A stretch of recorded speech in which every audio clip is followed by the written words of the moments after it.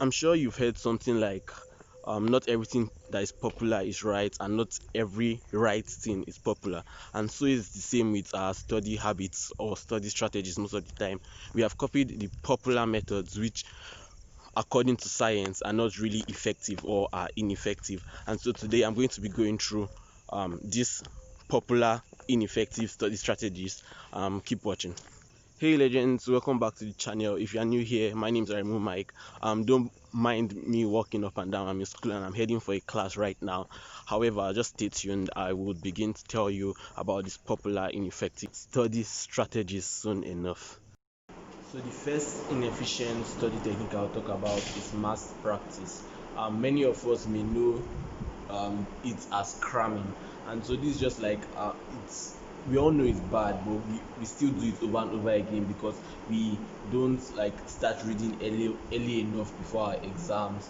And some of us feel that spending long hours on one topic or on one book, trying to like burn the information into our memory and all, trying to repeat it over and over again is like an effective way of studying. And so we do that a lot of time. We say, okay, I'm going to finish this topic first, and we keep on practicing that same topic over and over again, trying to remember every single detail of the topic, which is absolutely not right. So you're meant to be looking forward to understanding the concepts of your topics, and not like knowing everything word for word. So instead of cramming or doing mass practice, what you should do is that you should space your practice. That's what we call spaced repetition. And so spaced repetition, just like you practice for a little amount of time, and then you take a break, and then you practice again, and that's what you keep on doing over and over again. Repetition can also be done by reviewing your study materials after some days. This helps combat forgetting. The second one is highlighting and underlining text. I think so many of us do this. We feel we see people highlight their books, and then some people even highlight to the extent the whole book turns to a different color. And that's just the thing. Highlighting has been said scientifically not to be a passive form of learning, in that you're just highlighting, but you're not trying to see whether you can actually recall all those things.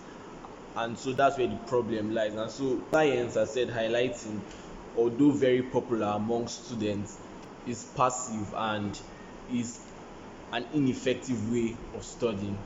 The third one is rereading notes, rereading topics, and so on and so forth, which I've talked about in my last video. There I explained that reading is time wasting, reading is extremely passive, and there's also greater forgetting when we read. And then the last one is what I'll dwell a little bit more on, but I have practicals right now, and I have to go to the dissection lab, check whether they've started. If not, I'm going to come back and finish it up.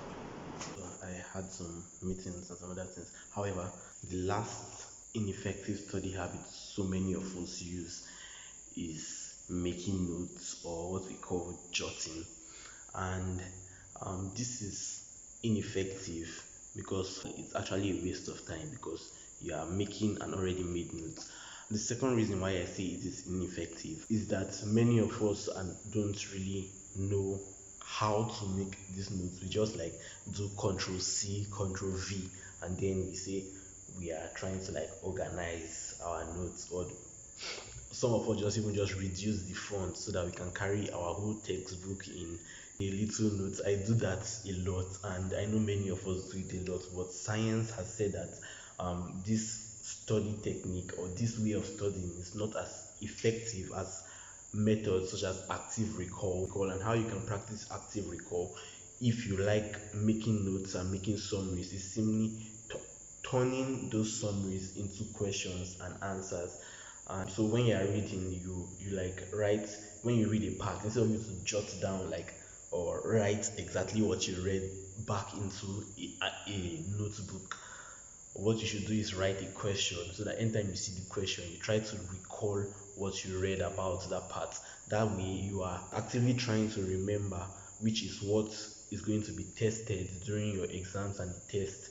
And so when you see that question, you try and remember, or try and put whatever comes to your mind down on paper. And over time you find out that the question will get easier to answer. I know many of us will still follow these popular techniques, but I myself am going to try to break away from this popular technique, break out of the norm, and do the abnormal things which I've mentioned earlier: spaced repetition, active recall.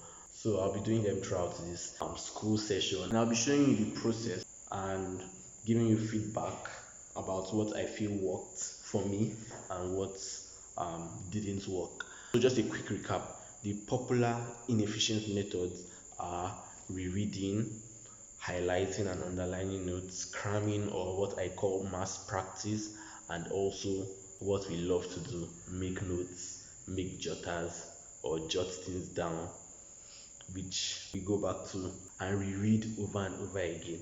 So, like, jotting things down just makes us do two things which have been proven scientifically not to be effective.